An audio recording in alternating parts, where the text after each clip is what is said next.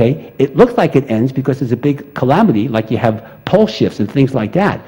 But we survive, or at least not us, but the planet survives. So entropy is an interesting theory. It's a chaos theory, but they're referring to the chaos of creating another Big Bang, not just ending everything. It's not Armageddon, okay? Now, I want to cover a few more specifics here about going into the future and about future technology. And then I want to open it up for some of the more heavy questions here before we do our lunch break. When we come back from lunch, we're going to be doing a lot of hypnosis into various exercises. So let me just complete a couple of thoughts here about the future. Now, I told you a little bit about, discussed some of the future technology of the 35th century, but let's talk a little bit about the next 20 years. You know, we've gone through a lot of, they say scientific knowledge doubles every 3 to 5 years these days, and we have unbelievable technology today. But there are far more significant things to come. All right, there's a discipline called mechanotronics. This is what we call mechanical and electrical engineering, resulting in the ability to produce every body part electronically. In other words, you can replace lost livers, kidneys, lungs, etc. We will be able to extract the last image a person sees before they die. So let's say, for example, in the future, not too far distant future, you're not going to have a lot of people committing murder. And let me show you why. Let's say you go into a convenience store and you're going to buy something, and somebody shoots and kills you, and you look at them right in the face. So let's say the person shoots you and kills you, and you see them, you look them right in the face, and you die. In the next 20 years, they'll be able to extract that last image from your eye, so that the police, when they do their research, do their investigation, they'll have a complete picture of the person who murdered you. And with technology today, if you got a facial picture of somebody who did something, they can identify you immediately, because everybody gets their picture taken, right? Digital records, etc. So that's an interesting concept of mechanotronics here. You're also going to have 3D television with holograms, which will be used for video conferencing. You know, today you can do a video conference by computer. Like I do Skype sessions, like I do therapy sessions with people on computer with a video cam. But this is beyond that. Let's say you're in a corporate conference room and you want to contact your headquarters or people around the country, around the world. Not only will you be able to see them and hear them, you'll be able to send a hologram figure of you into the room, okay? How's that? It works great with masseuses too, you know, that's real technology for the future. Computers will be so sophisticated that they'll be able to write their own software programs and design other computers. Computers will also be linked to biological sense organs. This is how we're going to solve Alzheimer problems and some of the other neurological and other mental problems that are more organically based, dementia, etc. So these computers can be that sophisticated. I was reading yesterday at breakfast, I was reading your local paper, and they were talking about, they're thinking of developing a computer program that predicts you. In other words, let's say that it's late in the evening, and normally you would go to a movie. The computer would know your history, so it would send you like a little email and says, I think you would like to go to see this film at the so-and-so theater. They're working on that now. That's your local paper, okay? But in the future, it's going to be far more sophisticated, far more, especially when it comes to medicine. Now, we're going to have a manned mission to Mars within 20 years. A moon base will be established, if it's not already there, definitely within the next 20 years. And you're going to have what we call subliminal learning. You know, they've tried over many years to have, like, you know, people would play tapes at night to try to learn a language, things like that. But the subliminal learning is going to be far more sophisticated than that. So you'll be able to, while a person is not focusing on information being given to them, they could be doing something else. We're going to use subliminal techniques, and they'll be able to learn various disciplines, etc., which will speed up our educational system. So this is all within the next 20 years. It's pretty sophisticated, and it gets better. So, like I say, the future is bright. I just want to report a couple of other cases, a couple of other things here too. This is, I mentioned this in the Friday night talk.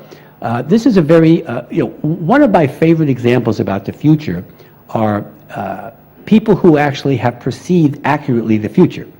Now, if you ever have read the works of Nostradamus, one of my favorite people from 500 years ago. Nostradamus was a brilliant man, a brilliant psychic. He was a physician. If you know his history, he's a brilliant guy.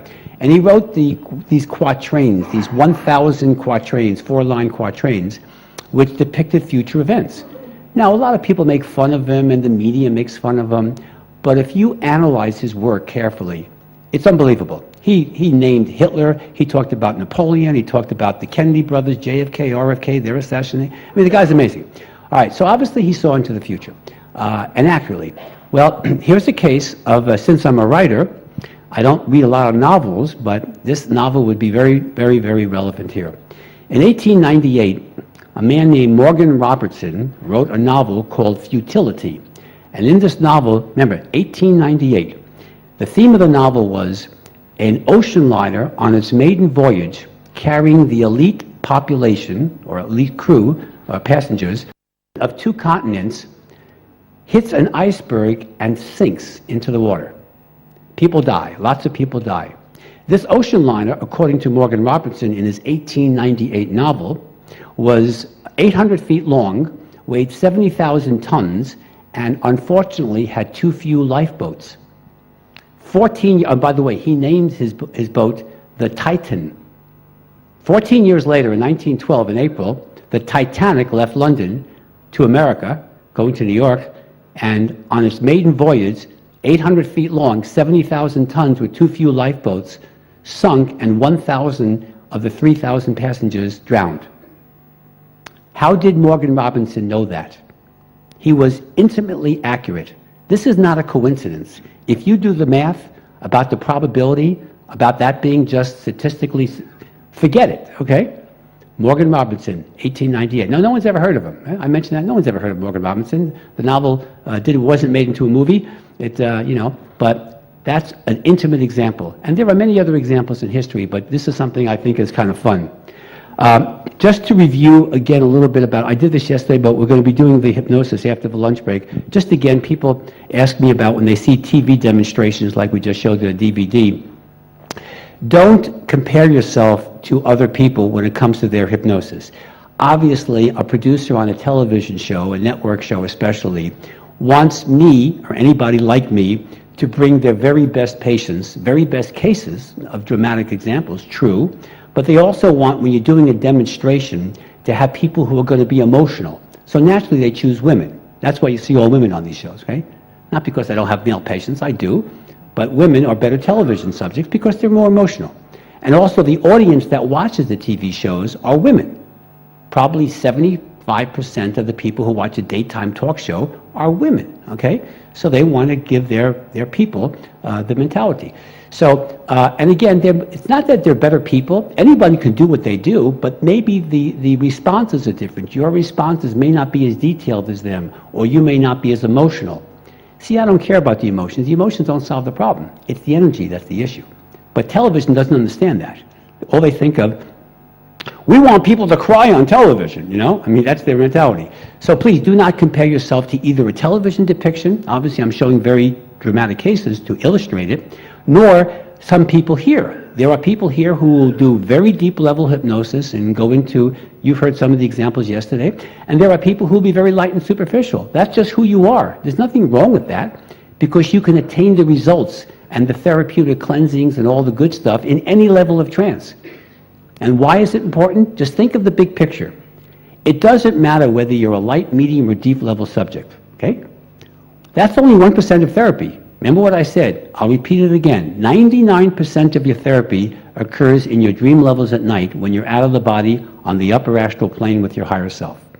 When you're out of the body in the REM cycle, you are in a somnambulistic hypnotic trance. Your body is basically paralyzed. You are in a deep hypnotic trance that it would take an act of Congress to get you out of, all right? So don't worry about it. If you're light and superficial, who cares? So maybe you won't be a good television subject. Don't worry about it, okay? There are other things in the world to do. The point is you can get the benefits of the therapy, okay? Now, just again, with the hypnosis experiences, remember, what you see on television, especially in my case definitely, are the people who are what we call the audio-visual receivers. This is not a common experience. Maybe 15 to 20% of the population can do this. In other words, what I mean by audio-visual, in their mind they're seeing a scene, they're visualizing something, and they're having information come in, right? That's the best response, but that's not common. So don't expect that. The majority of people, and this includes yourselves here, will get what we call the quick cloudy impression. Maybe you'll get a little flash of something, a computer scan of your subconscious, and then you'll get some information coming in. But it won't be a continuous visual imagery at all. That's called a quick cloudy impression. That's the most common. That's probably 75% of people get that. Then you have the people who are just audio. They just get information. They don't see anything. It's black. But they get information, oh, I'm in Kansas, it's 1821, or whatever, whatever it is. Those are the three that are the most common. That represents about 98% of responses with regression and progression. Now, the other two are very rare. The ones that they sense a whispering in their ear. Maybe it's their higher self or a spirit guide doing that. Very, very rare response, but it happens. They're not crazy, they're not psychotic, they're simply just experiencing that form of experience of information. And the last type, which is even the rarest, is they have, like, if they close their eyes, numbers will flash inside their eye, like 1850 or something, and that's how they get the information. They don't see anything other than that, and they don't get any other information funneling in. They just get little quick images. Those are the 5 ways to experience regression or progression. The majority of it will be quick cloudy impressions. And some people may just strictly get the audio, just information. Fine, it doesn't matter. Remember, the information isn't important anyway. What's important, and the only thing that's important, is the connection with the higher self. Okay. Yeah, doctor, actually I really agree with your things, what you are telling about the future. But I have experienced this teleportation experience about 5 years back when I undergone an Australian master, Mr. Alton Camden. He has conducted a Melchizedek method a program. Actually, I have attended somewhere here in Hotel Ashoka. Tell me about your teleportation experience. Yeah, that's wonderful actually. See, he told me to go to the place where you wants to go. That is all predestined place. And he said, you please go around and come back to me and report to me what has happened. Okay. Then you see, I planned my program. I have just called my astral body. Then with that, you see, I started moving. I have visited my place. It is somewhere around 3:30 in the afternoon. I observed my son is about 12 years. That guy was watching a cartoon movie. Then my wife was sleeping. Then you see, I went to my favorite temple that is close to Bangalore. There actually some rituals was going on. That was actually temple was closed. Okay. Then I had gone around the temple and I wanted to enter close to the deity. I am not able to reach. I think most probably my wavelength or my soul is not so pure to reach that area. Then I came back. Then afterwards I have verified with my family. It was a fact. Actually, you see. Okay, now I have a question now. Yes. Was it your physical body that was moving? No, my astral body. Okay, actually, now that's not teleportation, so let me explain. All right. This is called a bilocation. Okay. What this means, and I explained this in the Exploring the Fifth Dimension book in detail, and my Astral Voyages book, bilocation means that you're sending out your astral body, it's your spiritual body. That's not what I'm talking about. Okay. I'm talking about the physical body leaving this spot and going miles and miles away. Okay. That's teleportation. What you're talking about is an out-of-body experience, or remote viewing is what they would call that. That is astral travel, you mean to say? Astral travel. Right. There are many names for it, but it's not teleportation. Teleportation is the physical body. Now, for example, I was on a radio show with my famous Coast to Coast thing one night, and there's a lot of callers call in, and this woman says, "Doctor, I want to tell you my experience." Now, she lives in Las Vegas, Nevada, which is about 250 miles from Los Angeles. And she said that she had an experience one night where she was in her home in Las Vegas, and the next thing she knows, she's in the Los Angeles County Museum on Wilshire Boulevard. It's a beautiful museum. And I said, okay. And she goes, was I out of the body? What was going on? And I said, tell me about your experience. And she goes, well, I found myself in the museum, and I noticed I didn't have any shoes on. My feet were bare, and I could feel the cold floor of the museum. And I said, well, guess what? You weren't out of the body. She goes, I wasn't? I said, no, you teleported. Because when you teleport, you feel the cold floor. Your astral body doesn't feel a cold floor. So that's how you can tell whether it's your spiritual body or your physical body. So she goes, oh my. And I said, yes, you teleported. And you went back. Now see, people teleport sometimes in their dream levels. When they go to sleep at night, sometimes you may wake up and your wife or husband isn't there. And they're not necessarily in the sutra bar here. Sometimes they teleport. Teleportation has been, every ancient culture talks about teleportation. Your religion, believe me, mentions teleportation big time. But so do the Chinese, so do the Japanese, so do Europeans, so do the Russians. It's all over the world. Again, when you have when you have an experience that everybody around the world or every major country experiences, then there's something to it.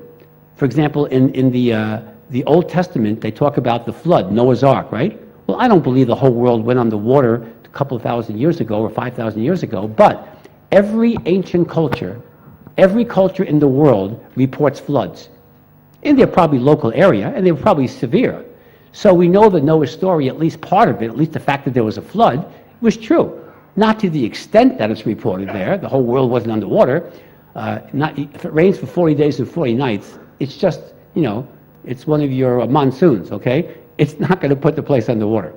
But the fact that floods are reported by every culture is significant, all right? Because that means that people observe it. And supposedly they had no communication.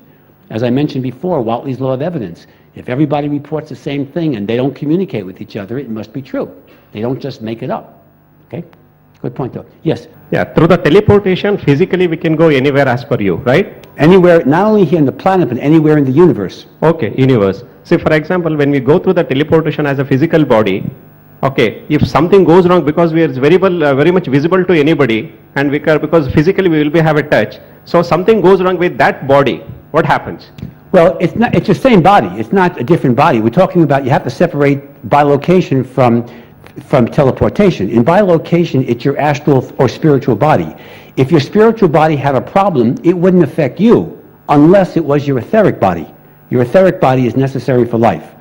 See, when you go to different dimensions, we have I'll just keep it simple, like you have the astral plane, the mental plane, the causal, the etheric plane. These are different dimensions. And the Indian literature mentions those names too. Okay, so when you go to the astral plane, you travel there in your astral body. When you go to the etheric plane, you travel in your etheric body, okay? All these spiritual bodies hang around the earth body. Now, the etheric body is the only spiritual body that's identical to the physical body. So if anything happened to the etheric body, you would die. It never happens that way, but it can, theoretically. Now, the astral body, which people are most familiar with, is usually taller, thinner, and younger looking, which is why women like astral bodies. But true, the astral body is similar to what you look like, but it is different, okay? But again, don't worry about it. Now, so the spiritual body is not the problem. When you teleport, your physical body is leaving that space and moving somewhere else. Nobody has ever been harmed by teleportation. You don't teleport in the middle of a rock or in the ocean and drown. That's never happened in my research or the literature that I'm aware of. When you teleport to an actual physical location and you're there. But let me give you an example of how it can be a problem, but it wasn't because of teleportation. This is a documented case that occurred in New York City in 1950. A man was in Kansas, in the state of Kansas, in 1879. He goes to his local restaurant to have something to eat. Now earlier that day, he went to the general store to buy some items. And in those days, they gave you like a little receipt, because he paid cash for some whatever, and he put it in his coat pocket. So he had a receipt that had his name and the price of the object and the date, 1879, it was whatever, in Kansas. He goes to his restaurant, has something to eat, then he goes out for a walk, right? He wants to have a little exercise. He's never seen again. Disappeared. And they reported that in that local area, that so-and-so went out for a walk and no one ever saw him again. They don't know what happened to him. In 1950, the man materializes in New York City on Times Square, which is a very busy intersection if you've ever seen pictures of Times Square.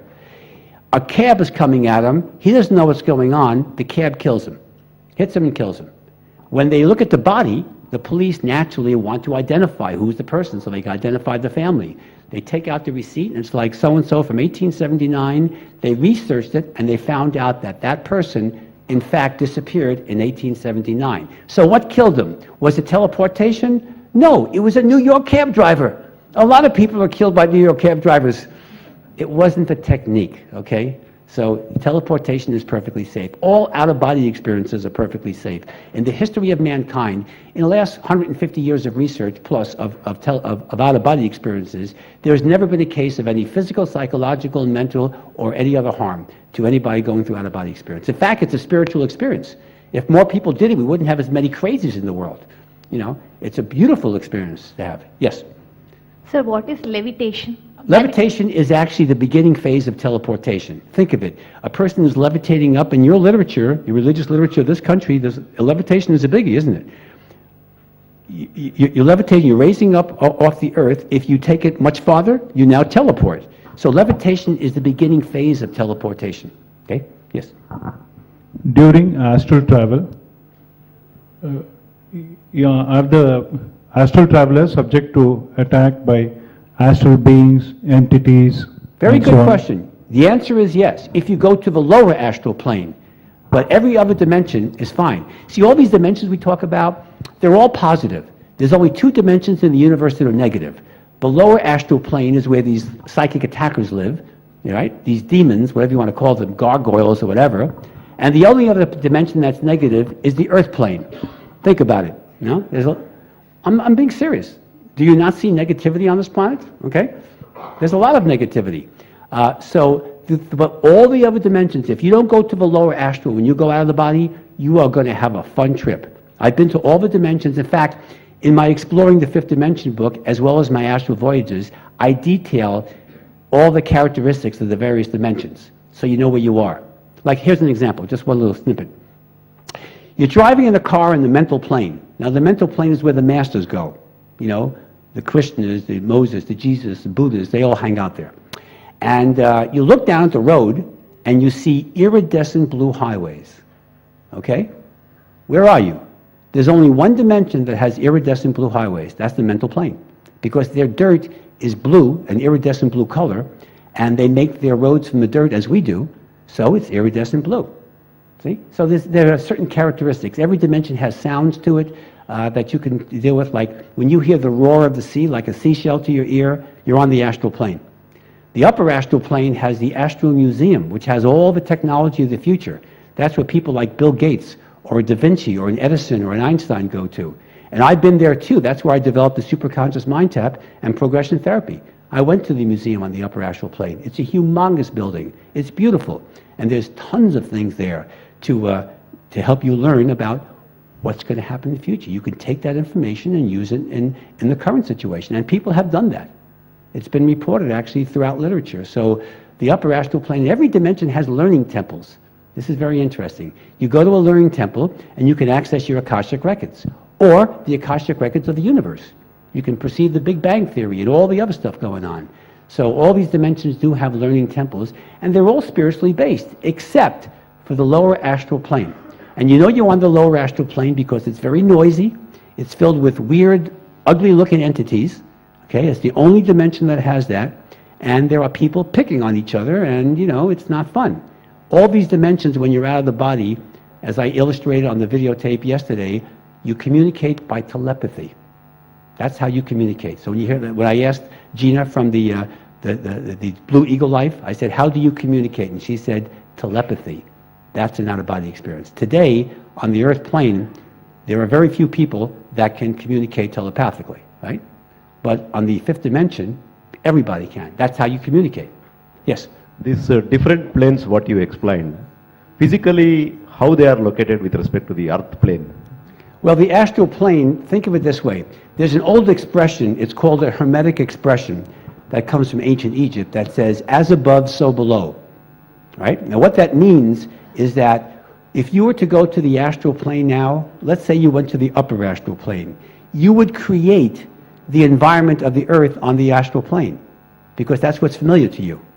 When people, for example, do out-of-body experiences, they practice in their bedroom, they're playing a tape or they're doing meditation, and their bedroom is now going to be recreated on the astral plane. It's going to look just like their bedroom, except there are going to be some differences.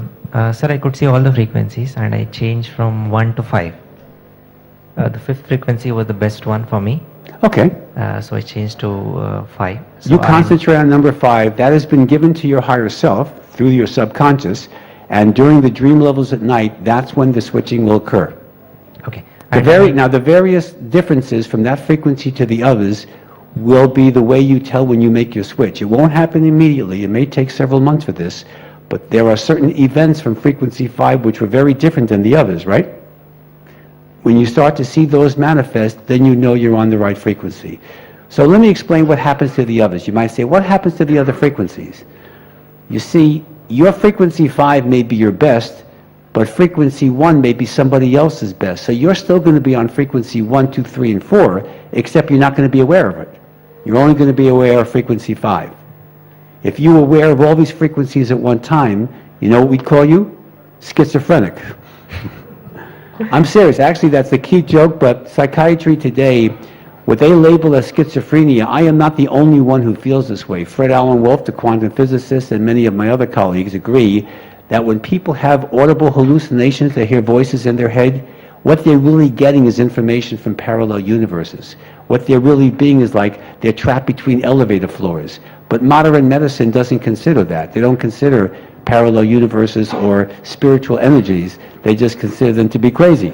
So basically, you exist on all these universes at the same time. There's an infinite number. I just use 5 as a range because there's 5 major categories, an infinite number of each category.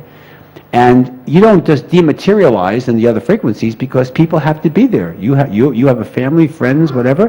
What would Guruji do if you disappeared, right? I mean, you know, you got to have, people got to have you there, right? Who would bring me my water here? Okay. But you will be aware. Only what you're aware of is it doesn't matter what happens on the other frequencies. Like, for example, if you get killed on another frequency in 6 months, so what? You're not going to be aware of it. You're going to be on another parallel universe. So, okay, and once I've done the switch in frequency, which I've done now, and that's all I need to do, right? that's all you need to do. Right. The rest of it will happen by itself. Just a matter of time. Just be patient. Thank you. My pleasure. Okay. When you say connect to the frequency, how to connect to the frequency? Because you are not showed us any graphical things how it is get connected. So directly when you say connect to the first frequency, second, third, fifth and all, it is very difficult to visualize that. Okay, well, you don't have to visualize it. What you're really doing is giving the instruction to the higher self.